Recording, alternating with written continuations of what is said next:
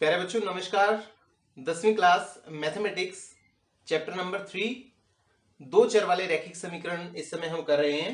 अभी तक हमने 4 एक्सरसाइजेस कंप्लीट कर ली हैं जिनमें हम दो चर वाले रैखिक समीकरण युग्म को हल करने के 3 तरीकों के बारे में पढ़ा है। एक ग्राफिकल मेथड था और 2 तरीके जो थे वो बीजगणितीय तरीके थे, जिनमें से पहला प्रतिस्थापन विधि जो हमने एक्सरसाइज 3.3 में पढ़ा और विलोपन विधि जो हम 3.4 एक्सरसाइज में पढ़ के आए हैं। अगली एक्सरसाइज में हम एक नई विधि के बारे में सीखने जा रहे हैं, वो है वज्र गुणन विधि या क्रॉस मल्टीप्लिकेशन मेथड। तो उस विधि के बारे में बात करने से पहले मैं एक जनरल एग्जांपल लेता हूं। जनरल एग्जांपल से मेरा मतलब यहां ये है कि दो समीकरण मैंने इस प्रकार के ले लिए जो सभी प्रकार के रैखिक समीकरण युग्मों को कवर कर लेते हैं। इनमें मैंने पहला लिया है a1x plus b1y plus c1 equal to 0 और दूसरा a2x plus b2y plus c2 equal to 0। यहां पर मैंने a1 b1 और c1, a2 b2 और c2 ये सभी रियल नंबर्स मान के मैं चल रहा हूं। यहां पर कोई भी रियल नंबर्स हो सकते हैं a1 b1 c1 और a2 b2 c2। तो इसमें क्या है कि जितने भी समीकरण युग्म हम पढ़ रहे हैं इस चैप्टर के अंदर वो सभी के सभी इनमें कवर हो जाते हैं। तो मैं इन दो समीकरण को लेके और पीछे जो हमने दो विधियां की है उनमें से कोई एक विधि अप्लाई करके विलोपन विधि से मैं इन दोनों समीकरणों को हल करने का प्रयास करूंगा। तो विलोपन विधि आपको क्या कहती है कि x और y में से एक चीज को एलिमिनेट कर दीजिए, खत्म कर दीजिए और दूसरे की वैल्यू निकाल लीजिए। तो यहां मैंने x को एलिमिनेट करने के लिए क्या किया, यहां x का कोफिशिएंट a1 है, यहां x के साथ a2 है। तो मैंने पहले समीकरण को a2 से और दूसरे को a1 से मल्टीप्लाई किया। इसको जब मैं a2 से गुणा करूंगा तो क्या होगा, a1 a2 x a2 b1 y a2 की c1 से मल्टीप्लीकेशन होगी। 0 को किसी से भी मल्टीप्लाई करो 0 आ जाएगा राइट साइड में। इसी प्रकार दूसरे समीकरण को हम मल्टीप्लाई करते हैं a1 से, तो a1 को a2 से किया a1 a2x आ गया, a1 को b2 से किया a1 b2y और a1 c2 आ गया, इक्वल टू राइट साइड में 0 का 0 है। अब हम इन दोनों समीकरणों को जब आपस में सब्ट्रैक्ट करेंगे, घटाएंगे, तो घटाने से क्या होगा कि ये a1 a2x सेम होने की वजह से कट जाएगा और यहां a2 b1y में से a1 b2y घटाएंगे, y कॉमन लेके a2 b1 ऊपर वाला हो गया माइनस a1 b2, ये y का कोफिशिएंट आ गया और a2 c1 minus a1 c2 ये आ गया। अब यहां मैंने क्या किया, इस टर्म को उठाकर मैं राइट साइड में ले गया, उससे इसके साइन चेंज हो गए, a2 b1 माइनस हो गया ये देखिए, और a1 b2 जो नेगेटिव था वो पॉजिटिव हो गया a1 b2। इनको मैंने इंटरचेंज करके भी लिख दिया, पॉजिटिव पहले नेगेटिव बाद में। अब इस y के कोफिशिएंट को जब मैं इधर लेके आऊंगा तो देखिए क्या होगा, इधर a2 c1 minus a1 c2 वो ऊपर वाला पड़ा है और इधर से a1 b2 minus a2 b1 इसके नीचे आ गया। तो ये जो है ये y की वैल्यू निकल आई हमारे पास। अब हम या तो इसी वैल्यू को पहले या दूसरे किसी एक समीकरण में पुट करके और x की वैल्यू निकाल लें, या फिर विलोपन विधि का ही इस्तेमाल करके y को एलिमिनेट कर लें। जैसे इसमें b1 और इसमें b2 आपको y का कोफिशिएंट नजर आ रहा है, तो आप इस समीकरण को b2 से और दूसरे समीकरण को b1 से गुणा करेंगे तो दोनों b1 b2 y हो जाएंगे। जब घटाएंगे तो वो कट जाएंगे और x की वैल्यू निकल आएगी। तो वो जो x की वैल्यू आएगी वो आप सॉल्व करके देख लीजिएगा, ये वैल्यू आ रही है x की। अब ये जो x और y की वैल्यूज निकली है हमारी यहां पर, इन वैल्यूज को थोड़ा सा अगर हम ध्यान से देखें तो पहले देखिए x पर आते हैं। x की जो वैल्यू है उसमें आप इस न्यूमरेटर को देखिए b1 c2 minus b2 c1। यहां देखिए कोफिशिएंट्स को ध्यान से देखें, b1 c2 ये आ गया माइनस b2 c1 जो है वो ये हो गया, इसकी इससे मल्टीप्लीकेशन माइनस इसकी इससे मल्टीप्लीकेशन, ये x की वैल्यू में न्यूमरेटर आ गया। इसी प्रकार से आप y की वैल्यू देखेंगे तो उसमें numerator a2 c1 minus a1 c2 है, तो a2 c1 minus a1 c2 है, वो इसकी इससे मल्टीप्लीकेशन हो जाएगी। तो यहां आप देख रहे हैं कि x हो चाहे y हो, उसके न्यूमरेटर को देख ले और डिनोमिनेटर को भी देखे तो डिनोमिनेटर दोनों का सेम है। देखिए a1 b2 minus a2 b1, a1 b2 a1 की b2 से मल्टीप्लीकेशन माइनस a2 की b1 से मल्टीप्लीकेशन इसकी इससे। तो यहां हम देख रहे हैं कि x हो चाहे y हो, उसके न्यूमरेटर और डिनोमिनेटर के लिए हम x y के कोफिशिएंट्स और जो कांस्टेंट टर्म है उनको क्रॉस मल्टीप्लाई करके घटा रहे हैं। क्रॉस मल्टीप्लाई किया और आपस में सब्ट्रैक्ट कर दिया, जैसे इसको इससे किया, माइनस इसको इससे मल्टीप्लाई कर दिया। इस प्रकार की कुछ ट्रिक यहां पर हमने यूज की है। तो इस ट्रिक को हम एक प्रॉपर तरीके से यहां लिखने की कोशिश करते हैं। देखिए मैं x, y और 1 ये तीन चीजें लिखता हूं यहां पर, और इन तीनों के नीचे मैं क्या करता हूं, x के नीचे क्या लिखना है उसके लिए आप क्या करें, x के कोफिशिएंट्स को छोड़ दें, इनको छोड़ दिया आपने, और उसके नीचे क्या लिखा, b1 को c2 से मल्टीप्लाई कर दिया और b2 को c1 से, इसको इससे और इसको इससे, इसी को क्रॉस मल्टीप्लिकेशन बोलते हैं। मल्टीप्लाई कर दिया और दोनों को आपस में सब्ट्रैक्ट कर दिया। इसी प्रकार आप y के लिए क्या करेंगे, y को छोड़ दीजिए, बाकी जो दो कॉलम्स बच गए आपके, ये वाला और ये वाला, इनको आप क्रॉस मल्टीप्लाई करके लिखिए। इसको इससे कीजिए, c1 को a2 से, a2 c1 माइनस इसको इससे कीजिए a1 c2, राइट। इसी प्रकार से 1, नेक्स्ट 1 है, इसके लिए हम क्या करेंगे कि जो कांस्टेंट टर्म्स हैं उनको छोड़ देंगे और बाकी जो टर्म्स x और y वाले बच गई उनके कोफिशिएंट्स की फिर वही क्रॉस मल्टीप्लिकेशन करेंगे। a1 को तो b2 से कर देंगे और a2 को b1 से, और सब्ट्रैक्ट करना है, ये चीज आप ध्यान रखिएगा। अब अगर आप इस इक्वेशन को सॉल्व करते हैं, सॉल्व करने का क्या तरीका होगा, एक बार आप इसको और इसको इक्वल रखिए, तो इनको इक्वल रखने से क्या होगा, आपका ये रिजल्ट आएगा। बहुत इजीली आप देख सकते हैं कि ये चीज राइट साइड में जाएगी, तो यहां ये डिनोमिनेटर उधर जाके न्यूमरेटर बन जाएगा। मींस x इक्वल टू ये चीज ऊपर आ जाएगी, b1 c2 minus b2 c1, ये देखिए b1 c2 minus b2 c1, और नीचे a1 b2 minus a2 b1, ये रहा। देखिए जो x की वैल्यू आ रही थी वो इस इक्वेशन से भी वही आएगी जो हमारी एलिमिनेशन मेथड से या विलोपन विधि से आ रही थी।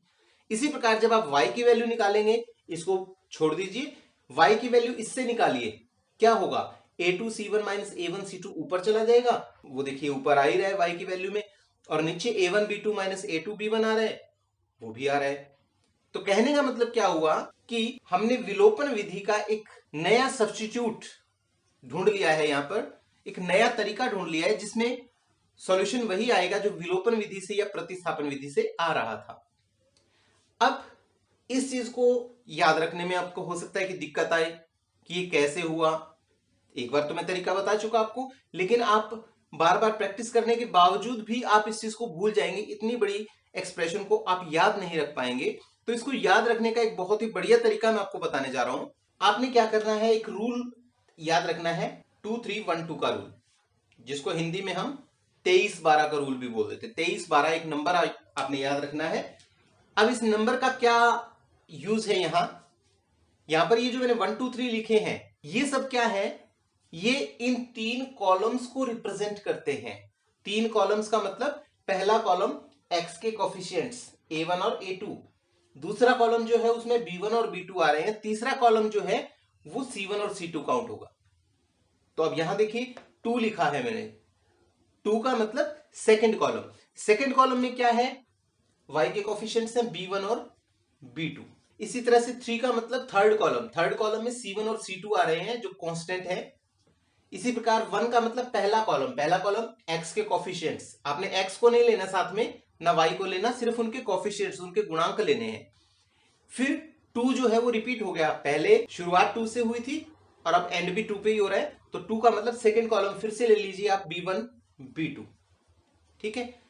अब हम यहां से इस चीज पे एक बार दोबारा जाते हैं, ऊपर आप लिख लीजिए x y और 1, x के नीचे, y के नीचे और इस 1 के नीचे क्या क्या आएगा वो आपको ये 2312 वाला रूल बताएगा। कैसे, x के नीचे ये क्रॉस मल्टीप्लिकेशन आएगी, y के नीचे ये क्रॉस मल्टीप्लिकेशन आएगी और 1 के नीचे ये वाली क्रॉस मल्टीप्लिकेशन आएगी। कैसे करनी है क्रॉस मल्टीप्लिकेशन, बहुत आसान तरीका है कि इसको इससे मल्टीप्लाई कर दीजिए, इसको इससे कर दीजिए, फिर माइनस कर दीजिए। ध्यान रखना है कि शुरुआत यहां से करनी है, b1 c2 minus b2 c1 आ गया। इसी प्रकार y के नीचे c1 a2, ये देखिए c1 और a2 की मल्टीप्लिकेशन, माइनस a1 c2 ये आ गया। इसी प्रकार 1 के नीचे a1 b2 ये आ गया, माइनस a2 b1 ये आ गया। तो इस रूल को ध्यान में रखते हुए आपने क्या करना है, जो भी आपको दो समीकरण दिए हुए हैं उनके कोफिशिएंट्स x और y के इन नंबर्स के हिसाब से आप लिख लीजिए और उन्हीं को क्रॉस मल्टीप्लाई करके x, y और 1 के नीचे लगा दीजिए। लास्ट में फिर क्या करेंगे कि इसको इसके इक्वल रख के x की वैल्यू आ जाएगी, इसको इसके इक्वल रख के y की वैल्यू आप निकाल लेंगे। तो ये तरीका है, इस तरीके को हम बोलते हैं वज्र गुणन विधि या क्रॉस मल्टीप्लिकेशन मेथड। अब इस मेथड से रिलेटेड एक एग्जांपल लेके हम थोड़ा सा और इसको क्लियर करेंगे। देखिए मैंने यहां दो इक्वेशंस, दो समीकरण लिए हैं। इन समीकरणों को हम इस विधि से हल करेंगे। तो इसके लिए सबसे पहली बात आपने क्या याद रखनी है कि ये जो समीकरण है इनको आपने स्टैंडर्ड फॉर्म में या जो जनरल फॉर्म हम बोलते हैं उसमें लिखना है। अपने जनरल फॉर्म का मतलब a1x plus b1y plus c1 equal to 0 means जो राइट साइड है उसको 0 बनाना है आपने, और x की टर्म हो चाहे y की टर्म हो चाहे कांस्टेंट टर्म हो उनको लेफ्ट साइड के अंदर रखना है। तो इसके लिए आप शुरू में ही थोड़ी सी एडजस्टमेंट कर लेंगे। जैसे ये 13 आपको इधर दिखाई दे रहा है, आप इसको लेफ्ट साइड में ले आइए। ये यहाँ पॉजिटिव है, इधर आकर ये -13 हो जाएगा और यहाँ 0 आ जाएगा। इसी प्रकार ये -3 जो है ये लेफ्ट साइड में आप ले आएंगे, ये +3 हो जाएगा और इक्वल टू 0। ये आपका फर्स्ट समीकरण हो गया, ये समीकरण नंबर 2 हो गया। अब हम वज्र गुणन विधि का इस्तेमाल करते हुए इसको हल करेंगे। देखिए बहुत ही आसान विधि है ये। क्या करना है, अभी मैंने आपको बताया है कि x, y और 1 ये चीजें आप लिख लीजिए पहले, और इनके नीचे जो डिनोमिनेटर बनाने हैं अपने वो किस प्रकार से बनेंगे, वो इस रूल से बनेंगे। रूल है आपका 2 3 1 2 का रूल। तो 2 3 1 2 के अकॉर्डिंग आप क्या करेंगे, 2 का मतलब सेकंड कॉलम। सेकंड कॉलम आप यहां देखेंगे y वाला जो कॉलम है y के कोफिशिएंट्स हैं -3 और 7। इसी प्रकार से आगे नेक्स्ट 3 है, 3 का मतलब थर्ड कॉलम। थर्ड कॉलम में आपको क्या दिख रहा है, -13 और 3। इसी प्रकार से 1 का मतलब फर्स्ट कॉलम 5 2, और फिर लास्ट में फिर 2 है। 2 का मतलब जो ये सेकंड कॉलम यहां था यही रिपीट हो जाएगा -3 और 7। तो इस प्रकार से क्या है कि आपके पास ये 4 अलग अलग कॉलम्स आ जाएंगे और इन्हीं कॉलम्स को आपस में क्रॉस मल्टीप्लाई करके इनके नीचे लिखना है, जैसे आपको ये रूल बताया था मैंने। तो देखिए क्या होगा, x के नीचे इसकी इससे मल्टीप्लीकेशन -3 इंटू 3 माइनस इसकी इससे मल्टीप्लीकेशन -13 इंटू 7।